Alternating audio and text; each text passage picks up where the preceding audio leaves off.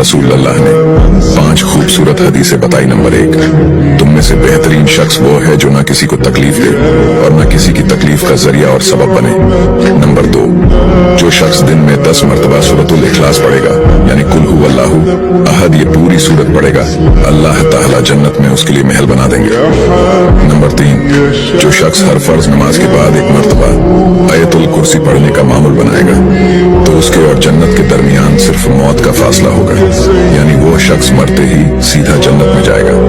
Number 5, जो शख्स घर से निकलते वक्त ये दुआ पढ़ेगा, बिस्मिल्लाहि तवक्कलतु अला अल्लाह ला हौला वला कुव्वता इल्ला बिल्लाह, तो अल्लाह ताला शैतान के शर से उसकी हिफाजत फरमा देता है, और जिस काम को वो निकला अल्लाह ताला उसमें आसानी पैदा फरमा देता है। नंबर 5, रसूल अल्लाह ने फरमाया, वो शख्स हरा भरा रहे, हंसता खेलता रहे। जो शख्स मेरी हदीस सुने, उसको महफूज रखे और उसको दूसरों तक पहुंचाए।